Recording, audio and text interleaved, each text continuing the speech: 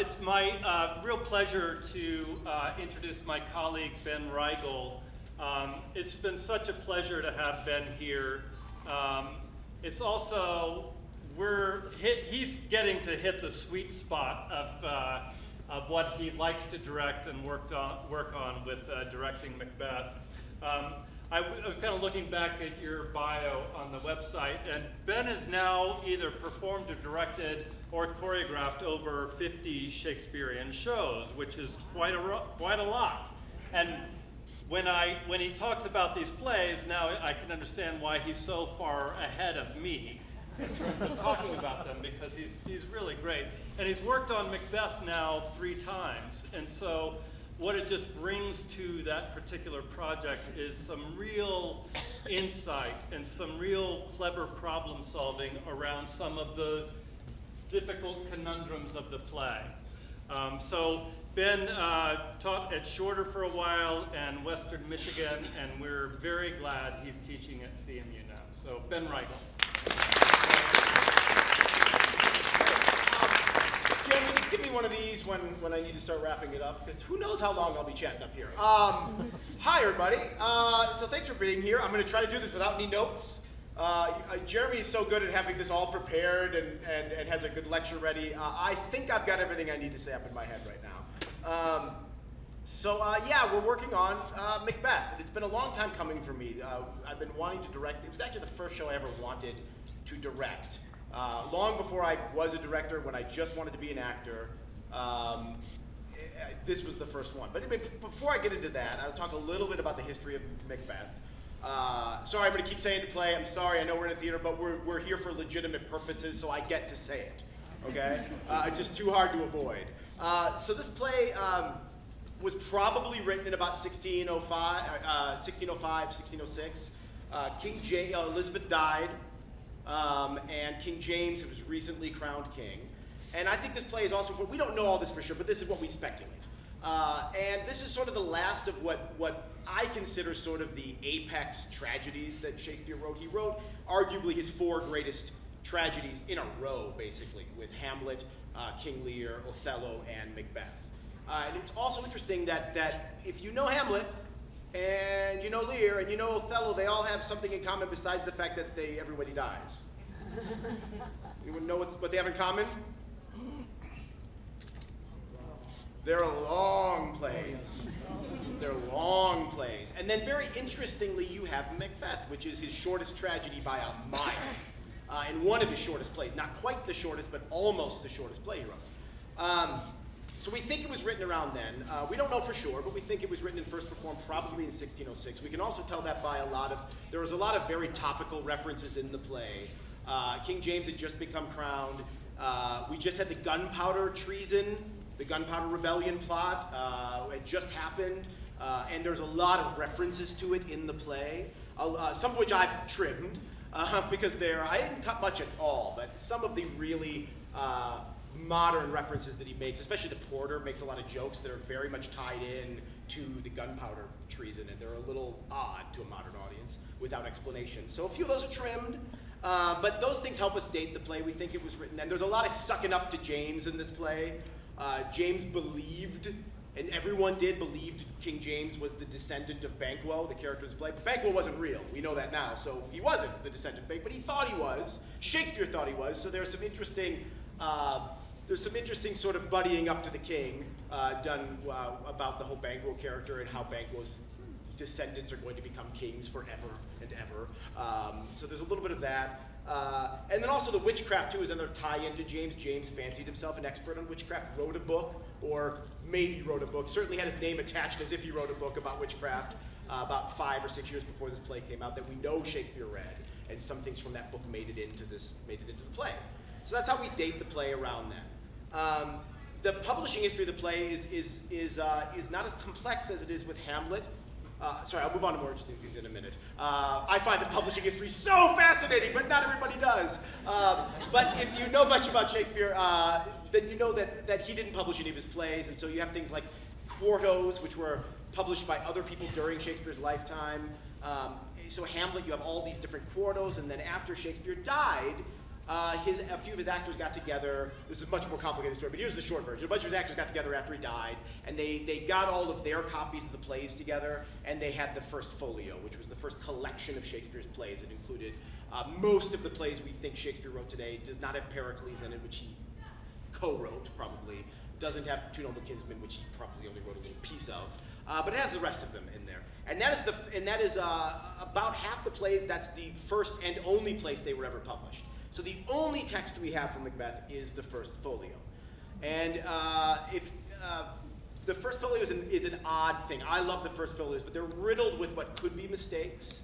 They could just be careless publishing. I love them because they were prepared by his actors. So a lot of the things that seem like mistakes in the folio, I don't think are mistakes. I think they're actor clues that you have to learn how to unravel a little bit. But the quartos and the folios are always different. So if you look at the quartos for Hamlet, they're longer, and by the time you get to the folio, it's shorter. There's whole chunks of the play cut out. And I believe that means that Shakespeare wrote a longer play with Hamlet, and then as they performed it over the years, they trimmed things and got to the point where they had a shorter, tighter version of the play. That's what I believe the folio represents. But with Macbeth, all we have is the folio. And so there's also some speculation that maybe this was a longer play and that we're missing some things. And that would account for some of the oddities in the play to me. There are a few things, and I'm kind of assuming that most of you in the room at least have a cursory knowledge of this play just because you're all highly educated people and this play is one that's hard to avoid. It's a good play, it tends to get taught a lot. But there's some things that seem missing to me, especially when you look at this play around all the other plays Shakespeare was writing at the time, where he was writing these large, expansive plays like King Lear and Hamlet, where every little character is developed. Or you look at Antony and Cleopatra, which came very shortly after Macbeth, where you have just these expansive plays. This play is so narrowly focused. And it makes you wonder if things are missing. It makes you wonder about characters like Macduff, who is extremely important, but you barely meet him until very late in the play. Malcolm, who actually has the second most lines in the play, more than Lady M. Malcolm speaks the next most if you just count lines. He also is a character that comes out of nowhere. He's sort of in the play, and then all of a sudden Macduff and Malcolm have this giant scene late in the play, and you barely remember them. You're like, wait, who are these guys? So it makes you wonder, maybe there were scenes. Maybe there was a scene with Lady Macduff and Macduff. Because Lady Macduff, if you don't know what happens to her, I won't spoil it, but you want to care about her. And she's a character that sort of comes out of nowhere and then some things happen to, and you sort of makes you wonder what happened. So we don't know that, but we know that the play was monkeyed with. There also is in the folio, the only text we have, there's at least one scene which we know Shakespeare didn't write, and that's the scene with Hecate, the fourth witch.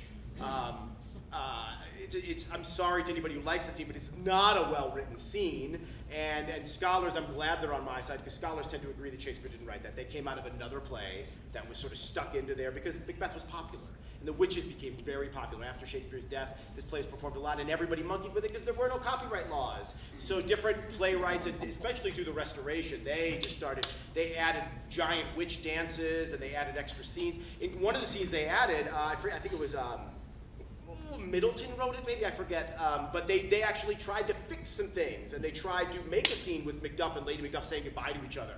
I did a project a couple of years ago where we did a bunch of these weird Restoration rewrites, because in the Restoration they made King Lear a happy ending. They made they did, and that was the preferred version forever. They rewrote Richard III completely, and that was the only version people did all the way up to the 20th century. And Macbeth was one they monkeyed with like crazy. They added all these giant witch musical numbers into the play that are not in there.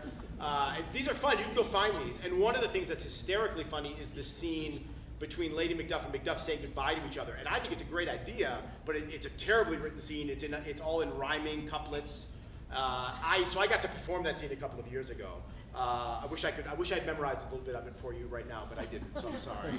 And when we did it in Scottish accents because it was the only way to make the thing rhyme. So we did it in these goofy, and it's bizarre, but it was the right idea. So these mysteries sort of stay there with Macbeth, and I think they account for some of the troubles. Everyone I know loves the play, but people always have problems with the productions they see. And that sort of brings me up, so that's a little bit of history of Macbeth. My personal history with this play I think I've been involved in even more than 3. I don't know how many productions I've been involved with, but a number of them, either as an actor or as a fight director. This is my first time directing it. I did it for the first time when I was about, I don't know, 13 or something like that. My parents were in the profession. They were professional actors. They still are. And so I was on stage a bit. I played Fleance, the young boy, Bagbo's son. I played that role when I was the right age to play it. And that was my introduction to the play. And it was the first in a series, and no offense to any of the people involved in any of these productions, but it was the first in a series of Macbeths that I was either in or saw that all just left me wanting. And so it's a play that I like the play, but I think that's where I first started wanting to direct it, because you get, when you're an actor in a play that you think is not a great production, especially when you're playing a relatively small part, you spend a lot of time in the background holding your spear,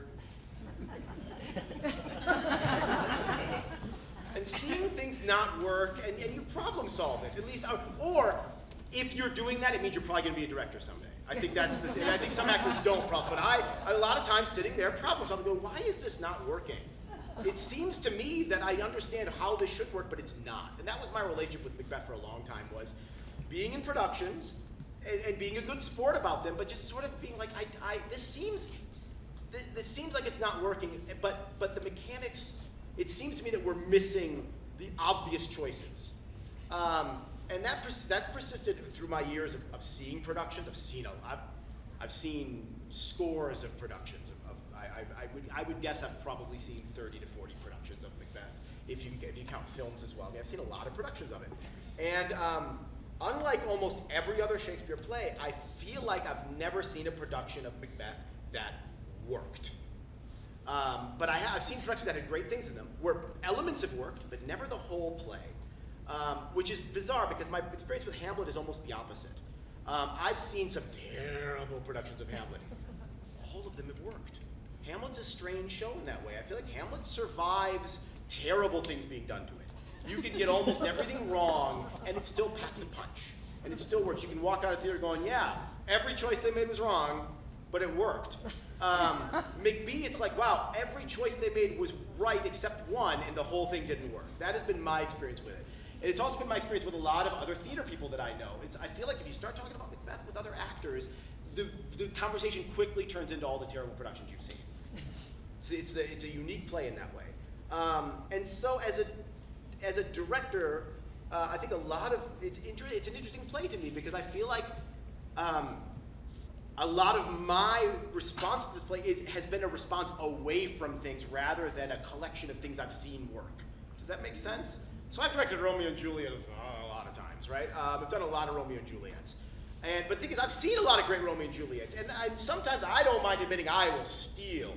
If I see something that works, I see no reason not to avoid it. So I feel like with Romeo and Juliet, when I direct that show, I feel like in a way I'm taking greatest hits out of all the productions I've seen. Oh, I loved what they did. Oh, I loved what they did. I loved what they did. Oh, a couple of my own ideas too. All right. And I feel like that's the case, or with a lot of the plays I've directed, because I have history with these plays. When you acted in as many Shakespeare plays as I have, when you direct them, you bring in the baggage of what you've been a part of, and usually I'm just bringing all the good things. This play is sort of the opposite. It's sort of me trying to not do all of the things, or try to fix all the things that haven't worked for me. And so then I start wondering, okay, what is it that hasn't worked? And I think what I discovered in preparing for this play, which I've been preparing to direct for a long time, which will make it all the worse if you don't like what I did with it. Like, he's been thinking about this play for 20 years and that's what he did? Which may be your response. What was I saying? Oh yeah, so it was going so well, and now I'm forgetting where I was going with that.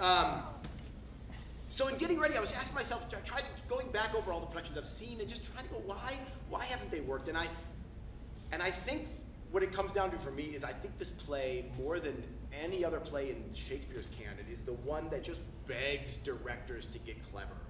And I think that's its downfall sometimes, is I feel like it is over-directed often when I see it. I'm not sure I avoided that trap. But that's what, in the productions I've been in, I'm like, wow, the director just doesn't trust. I feel like a lot of times directors don't trust this play. And I feel like that's true in a lot of Shakespeare. A lot of directors don't trust it, and they want to do something and add something to it or interpret it, which there's nothing wrong with directors doing that, but really interpreting it away from instead of figuring out how do the mechanics of this play work, instead going, well, no, this is what I think the play's about, I'm going to make it be that thing. And I feel like that happens about 75% of Shakespeare productions, probably more. That's what directors do. The problem, or the difference is, in most of the rest of them, that doesn't seem to stop the plays from working. With this play, I feel like for some reason it can become something about the temptations to a director in this play, and I think it has a lot to do with the witches. The witches are this rabbit hole in this play. You know what? So I've seen. As I said, I've seen scores of productions of this play. You know what I've almost never seen? The witches done the way they're described in the play. Okay, great, thank you. I've almost never seen that. So the witches are described as haggard old ladies, and how many? 3. Do you know how often it's 5 or 7 or more? It's like people throwing extra witches there. 3 is a magic number, stick with 3. Now they're not old ladies in our production. Why? Because our students are 20. And I didn't want to make them play old ladies, but I tried to stick with kind of what's described in the play. The other thing is, do you know how many scenes the witches are in? Well, they're in one less than mine because I cut one of the scenes out. They're only in 4 scenes, but only 3 if you cut out the scene that Shakespeare didn't write. Most productions, they're in the whole damn play. They're just everywhere. The last production I was a part of, they were spiders.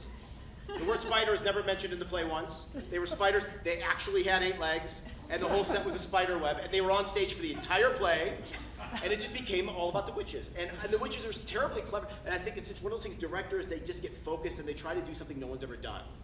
And I think that's a real dangerous thing with Shakespeare, to try to do something no one's ever done. Instead of going, well, why don't we actually do what the play asks us to do? So a lot of this play, for me, has been, and don't get me wrong, I have heavy-handedly directed it. So I'm not sure I've avoided all of those traps, but I have tried the best I can over these years that I've lived with wanting to direct this play to figure out the mechanics of how it actually works. And I hope what we've done in this production is, because the cutting is very slight, I have not cut much. I'm looking at you ladies right here. So people who really know backwards are going to notice some changes, but it's not a lot. It's a few word changes. But the biggest changes I've made is I've combined a few characters together. The British soldiers that show up at the end, they don't show up in ours. I've made it. I stick to the people you already know. So old Seward and young Seward don't show up in this production. Instead, I've given their lines to other people. But I've tried to keep it in terms of how the pacing of the play works, the way the scenes work, the way the mechanics of the murder and all of the concepts. I've tried to really follow the mechanics, because I think Shakespeare actually, it's a very tightly constructed play that I think is often ignored, to chase down some other, oh, I want to make this play all about how Macbeth is a puppet of the witches, so I'm going to put the witches on stage all the time, hovering up above like puppet masters. Well, it's great, but that's a different play. So what we've tried to do with this one, and I've had a great team working with me, these young students, most of whom are doing their first Shakespeare play, almost all of them, and they're just doing phenomenal work. I can't believe how far they've gotten in our basically 3 weeks of rehearsal.